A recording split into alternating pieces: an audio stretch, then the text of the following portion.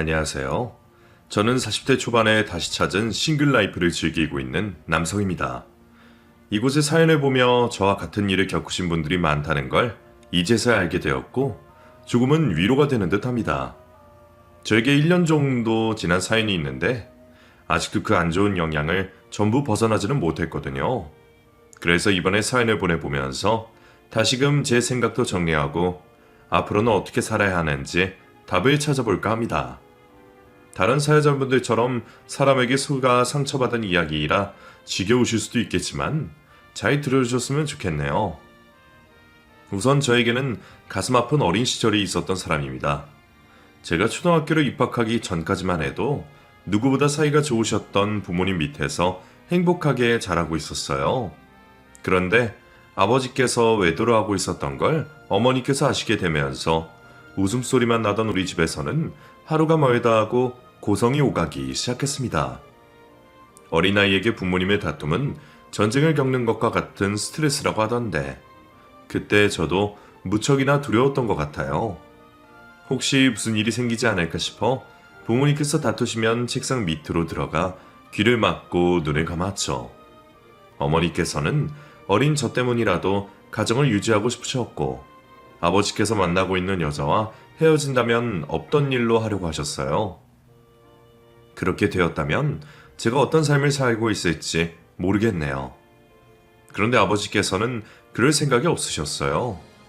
만나고 있던 여자에게 빠져 어머니와 저는 눈에 들어오지도 않았고 무슨 일이 있어도 어머니와 헤어지고 싶어 하셨죠. 그래서 그랬던 건지 다툴 때마다 어머니에게 여자로서 큰 상처가 될 만한 말들을 쏟아내셨습니다. 결국 어머니께서는 이혼을 결정하셨지만 서로 도장만 찍으면 되는 이혼 과정에서도 아버지께서는 마치 자랑이라도 하듯이 자신의 상간녀를 어머니와 제 눈앞에 내세우며 우리를 업신여겼고 어머니에게 씻을 수 없는 상처가 될 말들을 늘어놓았죠. 그런 뻔뻔한 아버지와 힘든 이혼 과정을 겪으시면서 어머니께서는 성격이 변하셨습니다. 과거 임자하시던 모습은 온데간데 없었고 항상 신경질적인 모습을 보이셨죠. 심한 강박증이 생기셨던 어머니께서는 결벽증에 가까운 위생관념이 생기셨고 정확한 시간에 대한 강박도 생겼습니다. 정확한 시간에 식탁에 앉아 있어야 했고 자신과 제가 약속한 시간에 1초라도 늦으면 안 되는 강박이었습니다. 그러한 어머니 밑에서 자란다는 건 무척이나 힘든 시간이었어요. 하지만 저 역시 어머니께서 왜 그렇게 변하신 건지 옆에서 직접 제 두 눈으로 보아온 증인이었기에 아무런 불평, 불만을 하지 않고 어머니를 안쓰러워하고 이해하면서 지냈습니다. 그렇게 정상적인 생활을 어려워하시던 어머니를 대신하여 제가 집안 살림을 해야 했고 대학에 입학해서도 20대 청춘을 즐기기보다는 항상 집에 계신 어머님을 걱정하며 집에서 대부분의 시간을 보냈던 것 같아요. 그러다 저도 군입대라는 상황이 찾아왔고 홀로 계실 어머니를 위해 만반의 준비를 해놓고 입대를 하게 되었습니다. 하지만 유일한 세상의 소통구였던 제가 사라지자 어머니의 강박과 외로움은 심해졌고 점점 위험한 행동들을 자주 하시게 되었죠. 군복무를 하고 있던 저에게 도움을 청할 수 있던 곳은 몇 없었습니다. 사설업체와 나라에서 운영하는 단체 정도뿐이었죠. 그것 또한 24시간 어머니와 함께할 수 없었고 어머니께서는 강박과 외로움을 견디다 못해 결국 스스로 생을 마감하셨습니다. 그 소식을 들은 순간부터 어머니를 고향에 뿌려드리고 돌아오는 날까지 아버지에 대한 원망밖에 떠오르지 않더군요. 그 사람이 그렇게 행동만 하지 않았더라면 어머니께서 홀로 되셨더라도 이러한 선택은 하지 않으셨을 거란 생각을 했죠. 이후 아버지의 원망은 남녀간의 외도라는 행동에 대한 증오와 분노로 바뀌게 되었습니다. 군 전역을 하고 홀로 지내게 되었던 저는 다행히 곧바로 일을 할 수가 있었어요. 같이 군생활을 하던 선임이 사업을 하고 있었는데 같이 해보지 않겠냐며 저에게 제안을 했거든요. 그 제안을 받아들였던 저는 한동안 선임과 함께 사업을 하게 되었습니다. 그러다 서로 생각하는 방향이 다르다는 것을 알고 제가 나와 따로 사업을 하게 되었죠. 1, 2년 정도는 자리를 잡느라 꽤나 고생을 했는데 선임이 저를 믿고 도와준 덕분에 버틸 수 있었어요. 자리를 잡게 되니 그 다음부터는 꾸준히 성장을 하게 되었고 제법 규모를 키우면 성공한 회사로 만들 수가 있었습니다. 남들 보기에도 젊은 나이 성공한 인생으로 보였는지 주변에 아는 여자들을 소개시켜 주었고 그 숫자도 꽤나 많았죠. 하지만 저는 모두 다 거절하게 되었어요. 사실 어머니께서 겪으시는 모습을 보고 자라서 그런지 정상적인 연애가 불가능했거든요. 제가 만나는 상대방이 저희 아버지가 그랬던 것처럼 한순간 마음이 변한다면 그걸 감당할 자신이 없었습니다. 그래서 자기 방어적인 모습인지 취한 건지 모르겠지만 상대방의 완전한 모습을 알기 전에는 만나지를 못하겠더군요.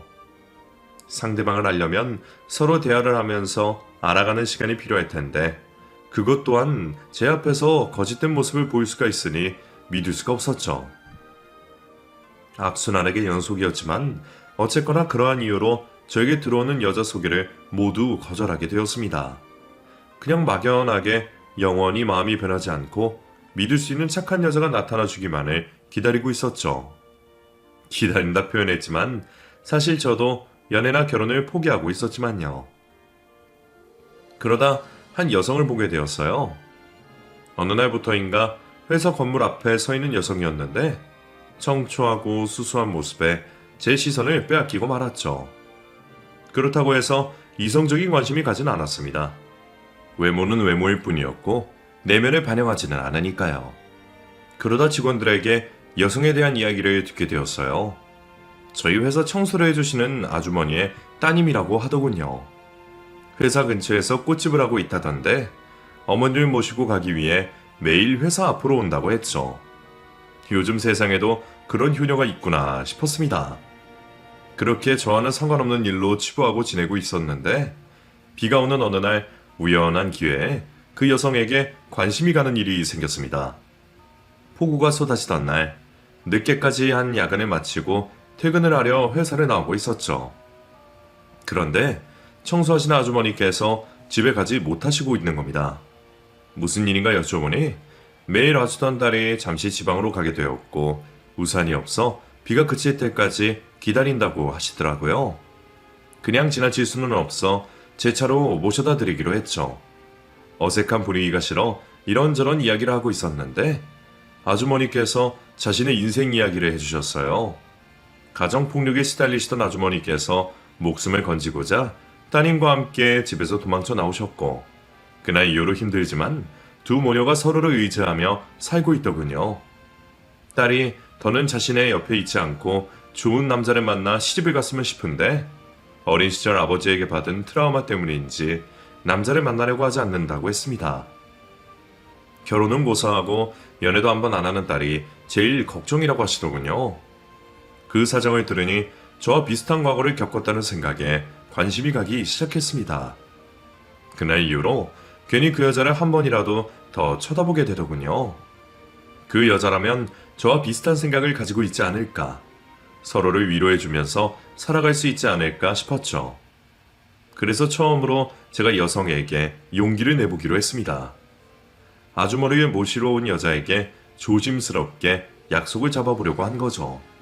그런데 잘 알지도 못하는 남성과 가볍게라도 만날 수가 없다며 거절하더라고요. 아주머니께서 오셔서 제 신분을 확인해 주셨지만 소용이 없었어요. 그때는 그 모습마저 마음에 들었습니다. 철옹성 같은 모습에 오히려 믿음이 갔어요. 그런 매몰찬 모습이 저에게는 더 마음이 들었고 더 적극적으로 나서게 되었죠. 몇 번의 제의 끝에 겨우 혜영 씨와 만날 수 있었습니다. 그것도 아주머니께서 하도 말씀을 하셔 억지로 나왔다며 차가운 모습을 보였죠. 정말 가볍게 차만 마시는 자리가 연이어 이어졌지만 저는 포기하지 않고 저라는 사람을 설명하기 위해 노력했습니다. 조금씩 제 말에 귀를 기울여주던 혜영씨도 점점 저에게 호감을 표시하기 시작했고 결국 우리는 연애를 하게 되었죠. 서로에게 아픈 과거가 있다는 것을 먼저 설명하고 알고 있었기에 우리는 좀 더 일찍이 마음을 열고 진솔한 대화를 나눌 수 있었습니다. 그리고 연애를 하면서 알게 된 사실이었지만 혜영씨가 가지고 있는 사고방식이나 가치관이 저와 완전히 부합했어요. 사실 제 나이에 그런 생각을 가지고 있다고 하면 항상 꼰대라고 하거나 할아버지 같다며 이야기를 들었는데 혜영 씨는 그런 제 생각을 이해해주다 못해 똑같은 생각을 가지고 있었죠. 그 때문인지 혜영 씨와 연애를 한 순간부터 급속도로 가까워졌어요. 얼마 만나지 않았지만 3, 4년은 만난 연인처럼 마음이 맞았고 생활 습관도 비슷한 연인이 되어 있었습니다. 서로 나이가 어느 정도 있었고 장모님께서도 혜영 씨의 결혼에 걱정하는 만큼 빠르게 결혼 준비를 하게 되었고 우리는 행복한 결혼 생활을 할 수 있게 되었죠. 아내는 결혼을 하고 나서 저와 많은 시간을 함께하고 싶다며 꽃집을 그만두게 되었습니다. 저는 결혼 후에도 아내가 자신의 일을 하는 것에 반대를 하지는 않았지만 늦은 나이에 결혼을 한 만큼 아이도 빨리 가지고 싶었고 그러다 보면 자연스럽게 더 이상 가게를 하는 것도 무리다 싶어서 아내가 가게를 그만두는 것에 다른 말을 하지 않았죠. 그렇게 아내는 집안 살림과 제 내조를 하게 되었어요. 아내가 결혼 전까지 장모님을 모시고 살았다고 하지만 자신도 평생을 일만 하고 살아와서 집안일은 서투를 줄 알았습니다. 주변 사람들에게 듣기로도 혼자 산다고 해서 집안일에 익숙한 건 아니라고 하니 큰 기대를 하지 않았죠. 어차피 제가 어린 시절부터 무기력한 어머니를 대신해 집안 살림을 해왔기 때문에 아내가 익숙해지기 전까지 옆에서 도와주면 된다고 생각했습니다. 그런데 제가 아내를 과소평가한 것인지 아내는 혼자서도 집안일을 척척 잘했고 손도 무척이나 빠르더라고요. 그리고 확실히 여자여서 그런지 남자인 저보다 세세한 부분까지 꼼꼼하게 신경을 쓰더군요. 그것뿐만이 아니었어요. 제가 대기업이나 튼튼한 중견 기업체 사장님만큼 돈을 벌진 못했지만 제법 많은 돈을 벌고 있었습니다. 그런 남편을 두었으면 티셔츠 한 장, 양말 한 켤레 정도는 다른 노력을 들이지 않고 버리고 새로 사면 될 텐데 그걸 또 수선하고 있었어요. 민규씨, 이거 다 버리려고 분리수거통에 넣어놓은 거예요? 티셔츠는 목도 늘어났고 노랗게 변해서 버리는 거고 양말은 조그맣게 구멍도 나고 조금 늘어나서. 이거 2개 다 산지 얼마 되지도 않은 것 같은데 내가 2개 다 수선해주면 다시 입을 거죠? 뭐? 뭐하러 그렇게까지 해? 그거 2개 해봤자 얼마나 한다고. 매번 그렇게 버리고 사면 그것도 돈이 꽤나 될걸요? 티셔츠는 아직 해진 것도 없고 목 늘어난 부분 빼면 짱짱해요. 변색된 거는 과탄산이나 베이킹소다로 하면 다시 원래 색을 찾을 거고 목 부분은 내가 와이어실로 수선해서 원래대로 만들어 줄게요. 그리고 양말도 와이어실로 수선하고 구멍이 작으니까 꿰매고요. 다음에도 구멍 나거나 문제 생기면 그때 버려요. 나야 당신이 해준다면 별 상관없긴 한데 당신 귀찮지 않겠어? 얼마 되지도 않는 건데 그렇게 할 시간에 당신 좀 쉬면 좋잖아. 이런 일 하는 게 가정주부 일인데 귀찮게 뭐가 귀찮아요. 그리고 나는 청소, 정리 다 해놓고 여유롭게 이런 일 하는 게 좋아요. 재밌고요. 당신이 밖에서 열심히 돈 벌고 있는데 집에서 쉬고 있는 내가 이런 거라도 아껴서 가사에 도움이 되어야죠. 그래도 정 귀찮고 힘들면 하지 마. 그런 거 안 해도 당신 충분히 집안 살림이며 내 뒷바라지며 잘하고 있으니까. 별건 아닌 행동이었지만 그런 세심한 모습에 아내에게 더 반하게 되었습니다. 그 외에도 제가 일 때문에 새벽에 출근을 하건 늦게 집에 들어오건 항상 저를 보기 위해 마중 나와 주었고 입에 무엇이라도 넣어 한 숟가락이라도 더 먹이려고 했어요. 그리고 퇴근한 저에게 오늘 있었던 일을 물어주며 매일 위로와 함께 응원을 해주었습니다. 그러니 당연히 제 얼굴에는 항상 웃음꽃이 피어 있었고 만나는 사람마다 결혼 후 얼굴이 활짝 피었다며 한마디씩을 건네주고는 했어요. 콧노래가 절로 나올 만큼 행복했고 덕분인지 사업도 더 잘 되는 듯 했죠. 늦게 만난 제 아내 덕분에 저는 평생 꿈에 그렸던 결혼 생활을 현실에서 즐길 수 있었고 세상에서 가장 행복한 남자로 느껴졌습니다. 그런 아내와 살면서도 불만까진 아니었지만 한 가지 서운한 점은 있었어요. 아내는 저와 결혼을 하고 나서 몇 주 뒤부터 홀로 계신 장모님이 걱정이 된다며 매주 주말마다 친정으로 향했습니다. 저희가 결혼을 하기 전 먼저 저와 회사에서 마주친 치는 게 불편할 것 같다며 다른 곳으로 일자리를 장모님께서 옮기시면서 가게를 그만두고 집에 있었던 아내도 주중에 장모님을 뵙기가 힘들었어요. 그런 이유로 주말에 쉬는 장모님을 뵈러 간다고 했죠. 저도 아내의 마음이 충분히 이해가 되었고 홀로 계신 장모님을 제 어머님같이 생각했기 때문에 반대하지 않았습니다. 오히려 저도 두 모녀 사이에 끼어 어울리기를 원했어요. 민교씨, 나 이번 주도 엄마한테 갔다 올게요. 당신 쉬는 날인데 같이 있어주지 못해서 미안해요. 그래도 내가 빨리 다녀와서 우리 저녁에는 영화도 보고 와인도 한 잔 마셔요? 내가 좋은 와인 하나 사놨어요. 이번 주? 그럼 나도 같이 가자. 장모님 댁에서 저녁까지 먹으면 좋잖아. 와인도 가지고 가서 먹고. 안 그래도 당신 혼자만 보내는 게 영 찜찜했는데 나도 장모님과 자주 뵈면서 가까워 지내면 좋고. 당신도 알다시피 내가 가족이라고 말할 수 있는 사람은 당신과 장모님밖에 없으니까. 그런데 장모님께서 이전에 나와의 관계 때문에 아직도 어려워하셔서 내가 마음이 좀 안 좋았거든. 그래서 이제부터 나도 당신 따라서 같이 갔으면 하는데. 굳이 그렇게까지 안 해도 되는데. 그래요. 이번 주는 당신도 같이 가서 저녁도 먹고 와인도 먹고 우리 재미있는 시간 보내요. 이전의 회사에서 먼저 고용주와 피고용인의 관계로 만나서 그런지 결혼 후에도 장모님께서는 저를 어려워하셨고 그럴 때마다 항상 사이가 된 입장에서 불편했습니다. 이제는 저를 아들같이 생각해 주시면 좋을 텐데 항상 거리감을 두시면서 말을 아끼셨어요.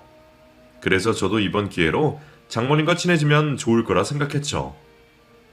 그렇게 처음 찾아갔을 때만 해도 저를 반겨주셨고 아내도 같이 있는 시간을 즐기며 우리 세 가족이 모두 재미있는 시간을 보냈습니다.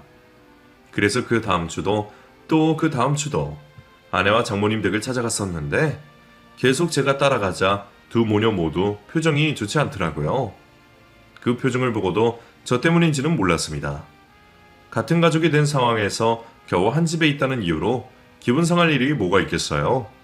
거기다 항상 찾아갈 때마다 양손 한가득 선물과 먹거리들을 가져갔는데 말이죠.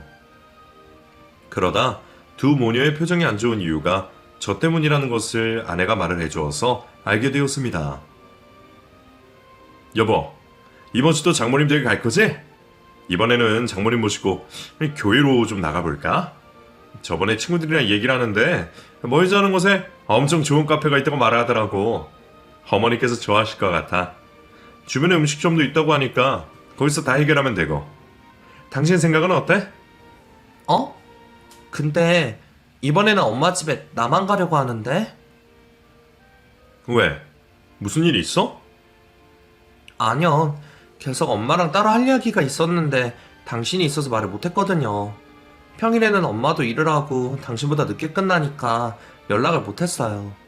그래서 주말에 만나서 말하려고 했는데 당신이 옆에 있으면 말하기 좀 뭐한 내용이라 미안해요.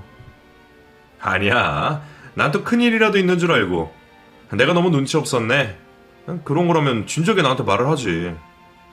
그래, 나 신경 쓰지 말고 장모님과 필요한 만큼 대화하고 와. 이해해줘서 고마워요.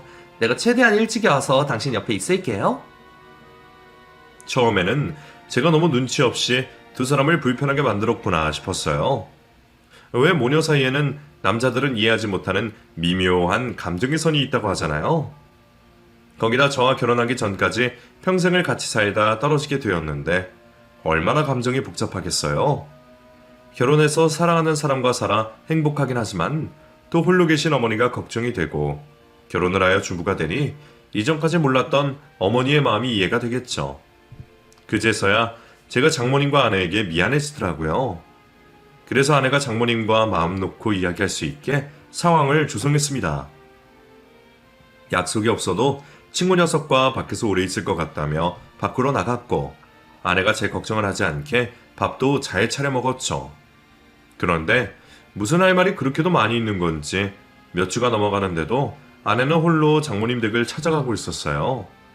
그 기간이 길어지다 보니 저도 도대체 무슨 말을 나누는지 궁금해졌죠. 그래서 한 번은 아내에게 장모님과 하루 동안 무엇을 했는지 물어보았습니다. 그런데 뭐가 그렇게 당황스러운 건지 아내는 제대로 대답을 하지 못하고 우물쭈물했어요. 어머님과 재미있는 시간 보냈어? 근데 도대체 무슨 말 하길래 그렇게 매주 할 말이 있는 거야? 오늘은 장모님과 뭐 하면서 있었는데? 네? 엄마랑요? 아, 그게 가서 밥 먹고 얘기했죠. 무슨 얘기?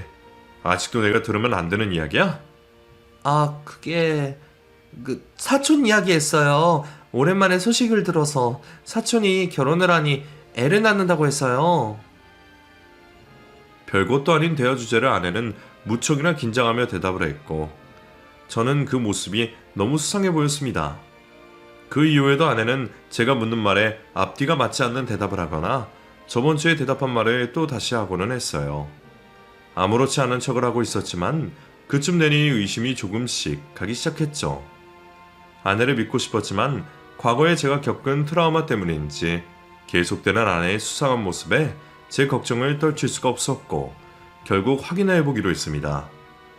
인터넷으로 소형 녹음기를 구매해 아내가 자주 입던 외투 안쪽에 직접 꿰매어 넣어놨어요. 그리곤 역시나 주말을 맞아 장모님 댁으로 간다는 아내를 배웅하고 제가 상상하는 일만은 없기를 기도하며 하루 종일 기다리게 되었죠. 장모님 댁에서 돌아온 아내를 아무런 일도 없었다는 듯 맞이했고 아내가 샤워하는 틈을 타 외투 안쪽에 꿰매어 놓은 곳에 찢어 녹음기를 챙겼습니다. 그리고 늦은 밤 아내가 잠을 청하러 안방으로 들어갔고 저는 급히 확인해야 할 문서가 있다며 제 서재방으로 가게 되었죠. 이어폰을 귀에 꽂고 녹음기에 추출한 내용을 듣게 되었어요. 그런데 제가 괜한 걱정을 한 것인지 아내를 반기는 장모님 목소리가 녹음기에서 들려왔습니다. 그 목소리 듣자 제가 아직도 과거의 트라우마에 벗어나지 못해 착한 아내를 의심했구나 싶었고 아내에게 미안해졌죠. 제가 우려하는 바가 아니었음을 알게 되고 녹음 파일을 중지하려고 했는데 도대체 매주 모녀가 무슨 대화를 하는지 너무 궁금한 이유로 계속 조금만 더 하면서 녹음된 대화를 엿듣게 되었습니다. 그런데 녹음된 대화에 집중을 하면서 듣다 보니 그 내용이 좀 이상하다고 생각되었어요. 그래서 이번에 그 남자는 마음에 들어? 엄마, 말 조심하라고 했지. 무의식 중에 말이라도 잘못 나오면 어떡하려고 그래. 안 그래도 요즘 남편이 계속 엄마랑 뭐 했냐고 물어봐서 실수라도 할까봐 걱정인데. 알았다. 그 남자가 아니라 고소방 됐어?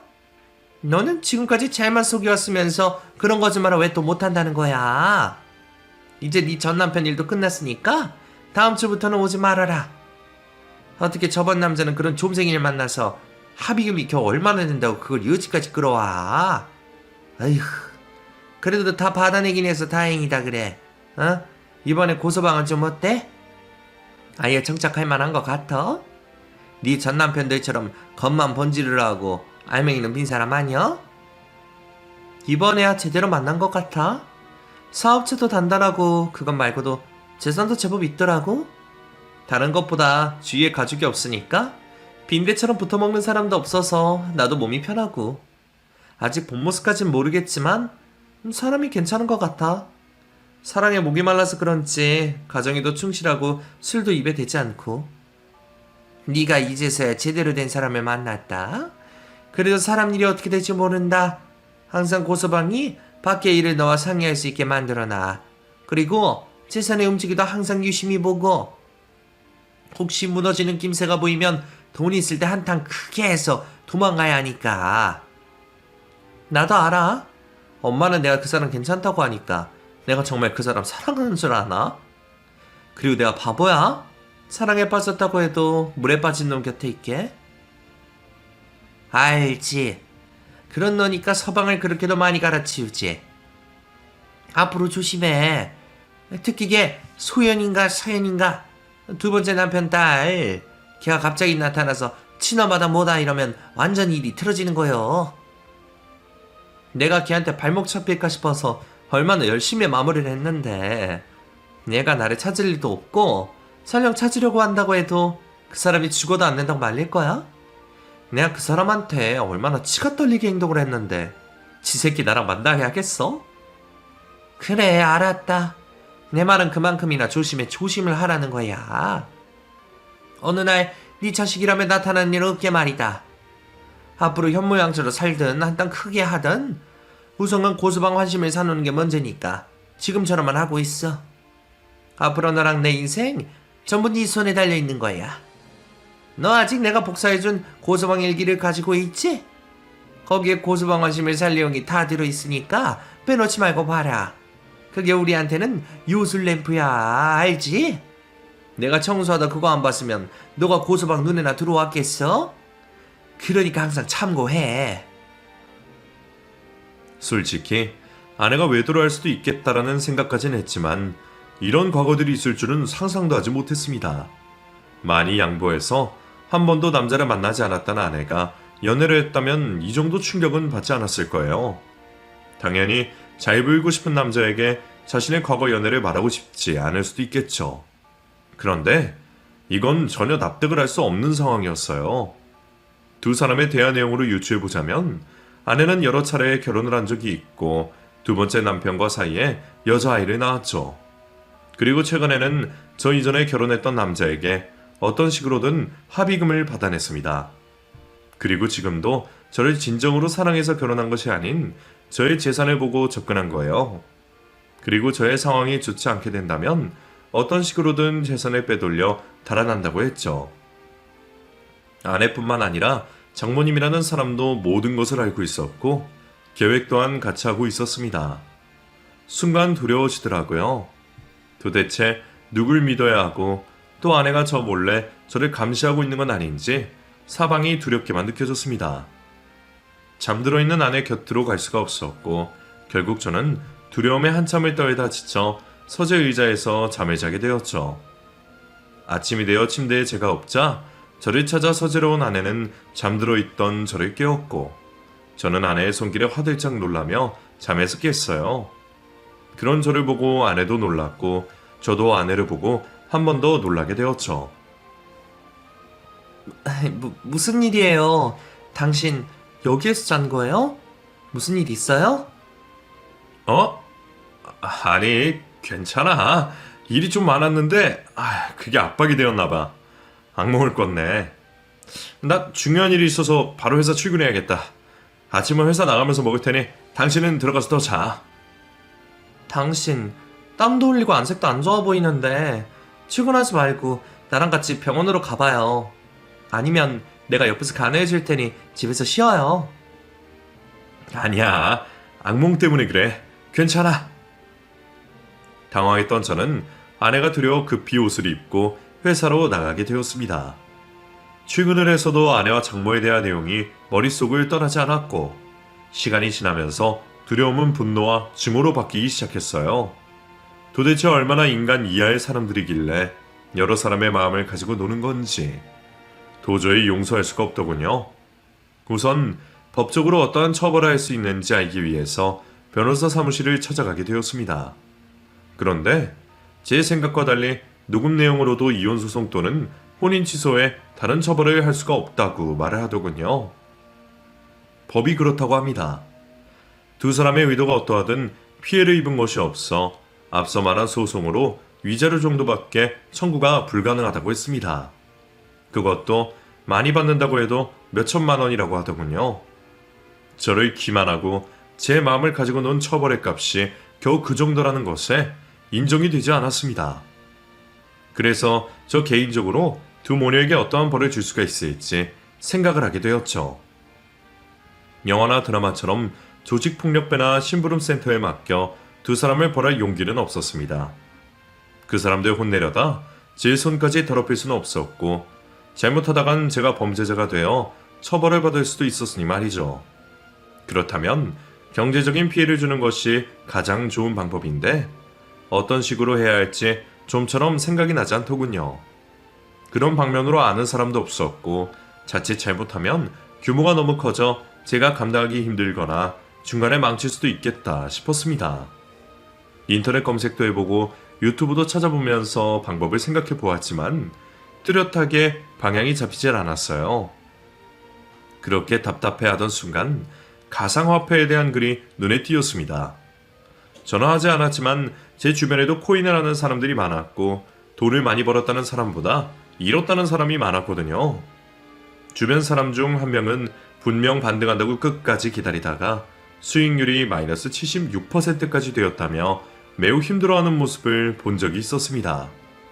낮에 찾아갔던 변호사 사무실에서 우리나라 법은 부부의 재산을 다질 때 공동재산 형성 외에 부부별 산재로 각자의 재산을 인정하여 재산 명의자에게 그 소유를 인정한다고 하더라고요.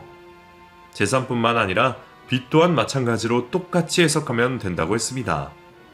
그렇다면 저와 결혼을 한 아내가 아직까지 재산에 대해서 공동 형성한 것이 없었기에 이혼이나 혼인 취소를 한다면 가진 돈은 얼마 없을 테고 이 돈마저 날린다면 두 사람은 빈털터리가 되는 겁니다.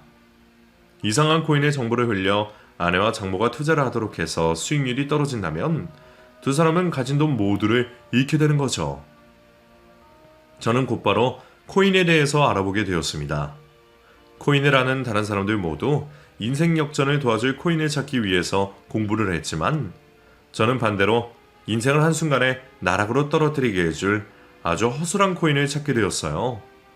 모두 상승세를 타고 있는 상황에서도 홀로 바닥으로 떨어질 수 있는 그런 코인을 말이죠. 오히려 그런 코인을 찾는 게 더 어려웠습니다. 마치 주식을 알아보듯이 코인의 발행일을 직접 확인해야 했고 맞는 회사가 있다면 그곳을 찾아가 얼마나 부실한 곳인지도 확인해야 했죠. 그렇게 직접 발로 뛰고 인터넷으로 정보를 모아 몇 개의 투자 가치가 없는 코인들을 찾게 되었습니다. 이제 아내와 장모를 구슬려 투자만 하면 되었죠. 돈 욕심이 많아 여러 사람들의 뒤통수를 치던 아내와 장모이다 보니 두 사람을 속이는 건 너무나도 쉬운 일이었습니다. 여보, 아까 식사할 때도 휴대폰을 손에 놓지 않더니 도대체 뭘 하길래 계속 들여다보고 있는 거예요? 당신 가상화폐 알지? 코인 말이야. 이게 엄청 신기하네. 내 친구 중에 이거 전문으로 하는 놈이 있어서 장난삼아 넣어봤거든? 근데 친구 말처럼 미친듯이 오르더니 친구 녀석이 빼라고 하자마자 떨어지는 거 있지? 이거 주식 단타보다 더 수익률이 좋네. 그래서 사람들이 여기에 열광하나 봐? 그래서 얼마나 벌었어요? 나? 한 20만원 정도 벌었는데. 우리 이 꽁돈으로 어디 가서 외식이나 하고 오자.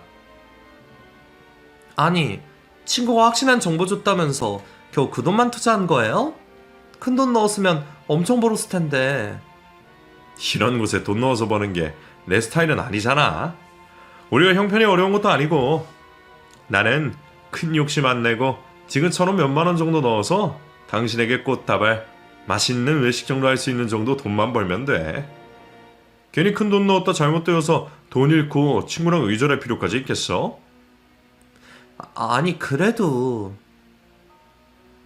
대충 눈치를 보아하니 아내는 큰돈을 만질 기회가 날아간 듯하여 너무 아쉬워하고 있었어요. 그 뒤에도 저는 거짓말로 친구에게 얻은 정보로 수익이 난 것처럼 행동했고 항상 적은 돈을 투자한 것처럼 했죠. 제가 코인으로 큰 돈을 벌 생각이 없다는 것을 알자 아내가 직접 움직이기 시작하더군요. 이번에도 또 수익이 났어요? 아, 이 녀석이 찍어주고 들어가면 무조건 수익이야. 내려가는 것도 얼마나 잘 맞추는지 1, 2분만 늦으면 본전도 못 얻는다니까. 근데 그 친구에게 얻은 정보 나한테도 알려주면 안 돼요? 안 돼. 괜히 코인했다가 큰일 나면 어떡하려고. 내가 무슨 돈이 있다고 큰 돈을 넣어요. 당신처럼 해서 반찬값이나 벌려고 하는 거지. 그래도 견물생심이라고 사람 일이 또 모르는데. 당신, 내가 어떤 사람인지 알면서도 그래요? 당신이 그렇게 말하니 좀 섭섭하네요. 아이, 미안. 그런 뜻은 아닌데. 알겠어. 내가 알려줄게. 근데 정말 소액만 해야 돼? 아내는 걸려들었고 처음 며칠 동안은 제가 열심히 공부한 코인 중 수익률이 조금 날 수 있는 것들을 알려주었어요. 처음에는 자신도 제 친구라는 사람의 정보가 못 믿어서 소액만 넣은 것 같은데 조금이지만 수익률이 나기 시작하니까 눈이 돌기 시작하더군요. 계속 밑밥을 던지다 정말 큰 거 하나 온다고 아내에게 말을 했습니다. 친구 말로는 이번에 크게 온다고 하거든? 세력들이 노리고 있는 코인이 있다고 하는데 한 며칠에 걸쳐서 가격을 더 뺀 다음 몇십 배로 올려놓을 거래. 오랜만에 큰 건이라고? 내 친구도 코인으로 모은 돈 거의 전부를 넣는다고 해.